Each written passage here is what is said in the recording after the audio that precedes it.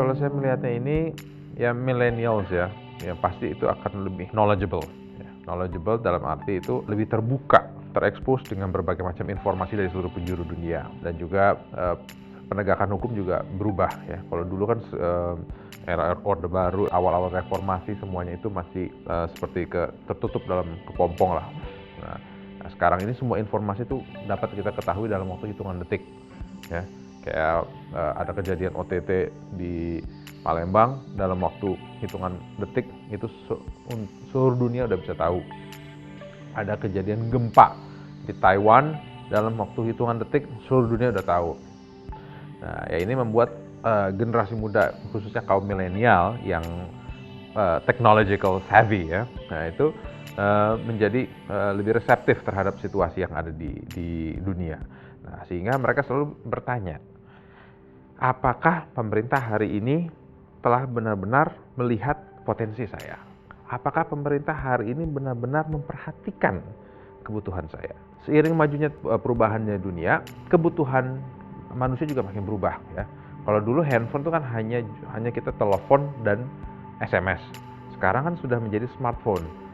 Hidup kita benar-benar tergantung sama telepon. Bahkan kemarin saya ke Cina, kita nggak perlu bawa dompet lagi, cukup bawa telepon aja, bayar apa-apa pakai telepon. Naik bus kita cukup kasih telepon. Telepon pun bisa jadi kartu identitas kita.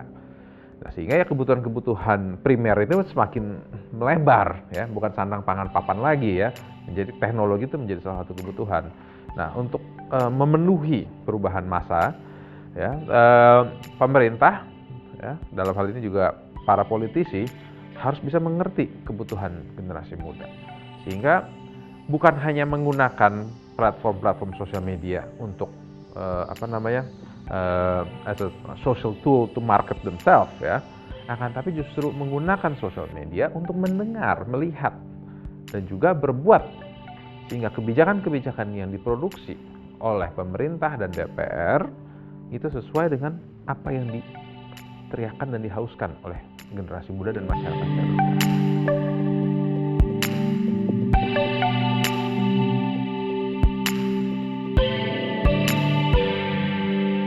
Kalau namanya politik yang ideal atau politik yang bersahabat, itu kan semua tergantung masing-masing. Menyedihkan untuk mengatakan hal ini, tapi ya politik itu nggak bisa 100% itu bersahabat. Kenapa? Karena politik itu pasti semuanya adalah ingin mengejar kekuasaan. Nah, sekarang itu bagaimana kekuasaan yang kita miliki, itu bisa kita gunakan untuk melayani masyarakat. Jadi benar-benar berbuat. Seperti kata-katanya John F. Kennedy, ask what your country can do for you, but do not ask what your country can do for you, but ask what you can do for your country. Jadi bagaimana posisi saya sebagai anggota dewan ini memberikan impact yang terasa dan bermanfaat bagi masyarakat yang saya wakili di Indonesia secara keseluruhan. Nah, tentu itu hanya kata-kata mutiara kedengarannya kan. Itu harus terlihat di dalam bentuk hasil karya nyata. Jadi saya turun ke bawah, saya mendengar, saya melihat permasalahan apa, saya bisa memperjuangkan.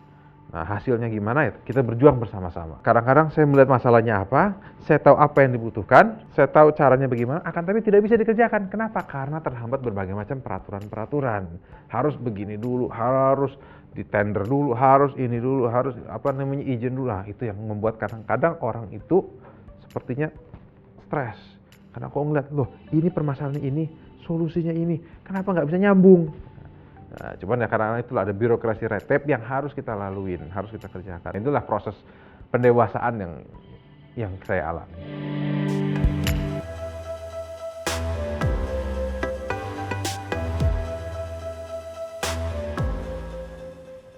Kalau pemerintahan Presiden Jokowi hari ini cukup memberi ruangan yang besar. Nah, sekarang tinggal bagaimana kementerian-kementerian dan juga Pemda-Pemda di tingkat 1, tingkat 2 ya, membuka ruang inkubasi itu sehingga generasi milenial ini benar-benar bisa berkreasi.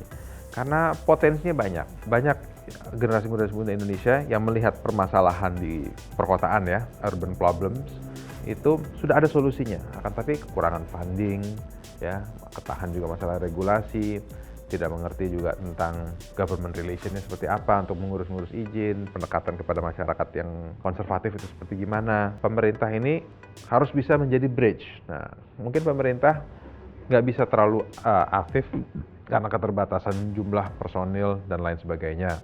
Nah, di sini pemerintah harus bisa menggandeng perusahaan-perusahaan besar, perusahaan teknologi besar ya, ataupun perusahaan-perusahaan sosial lainnya, di mana inkubasi untuk generasi muda ini ya, agar mereka tuh bisa mengembangkan entrepreneurship-nya itu benar-benar bisa berjalan. Dan juga pendidikan soal keuangan, financing, accounting, hal itulah yang dibutuhkan oleh generasi muda Indonesia agar bisa juga lebih berkembang ke depannya.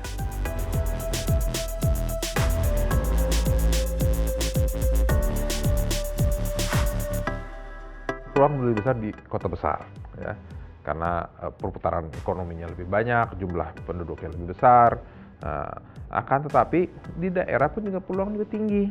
Sekarang tinggal bagaimana kita memanage. Karena kebutuhan masyarakat di daerah banyak yang kurang diperhatikan karena daya ekonominya tidak sekuat di pusat. Ya, perputaran uangnya juga pasti berbeda jauh. Nah, inilah yang membuat orang tuh banyak lari ke kota besar. Akan tapi ada kekuatan ekonomi di daerah dan bisa dikembangkan. Nah, itulah yang saya lihat di dapil saya, Cirebon.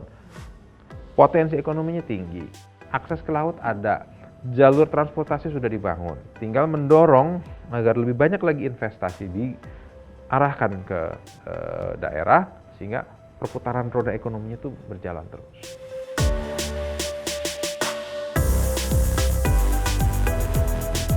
Lebih banyak meningkatkan vocational training, SMK.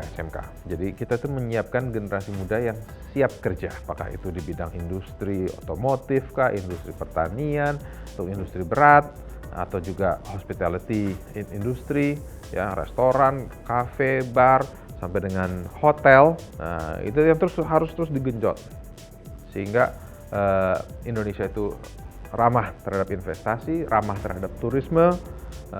Dan ini juga menyiapkan generasi muda Indonesia, kalaupun ada kesempatan di luar negeri tempat lain, mereka pun juga bisa langsung berangkat. Mesti dibukakan lapangan pekerjaan, sehingga juga mendorong investasi dari asing dan investasi dalam negeri. Karena banyak juga orang itu yang memegang fund di Indonesia, mereka lebih memilih memarkirkan uangnya di luar negeri. Nah, itu yang terus harus kita dorong, kita tarik, agar orang itu dengan tenang dan semangat bisa menginvestasikan uangnya di dalam negeri. Apakah itu dalam bentuk government bonds kah, ataukah apakah itu hanya investasi dengan di pasar modal. Yang penting mereka tuh bisa narik, taruh uangnya di Indonesia sambil berputar uang itu di dalam negeri.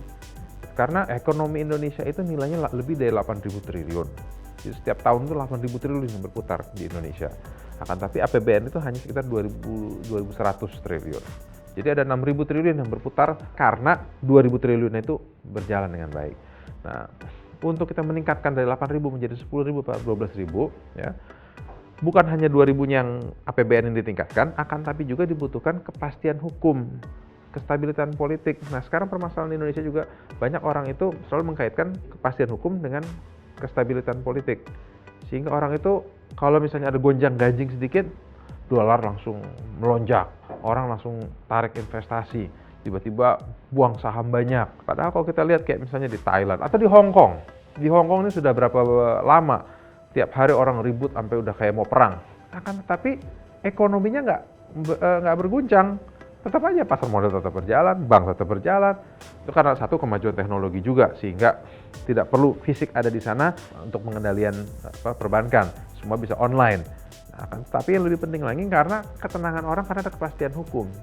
Jadi orang nggak perlu khawatir mau ribut-ribut kayak apa, akan tetapi pasti uang itu aman, nggak akan hilang gitu aja.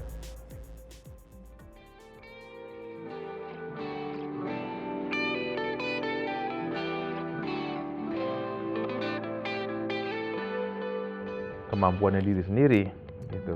Jadi mau bergerak di bidang apa? Apakah di bidang yang tadi saya bilang, misalnya apakah di bidang di service industry, di hospitality industry, ataukah mau bergerak di heavy industry, perpabrikan, atau mau online business.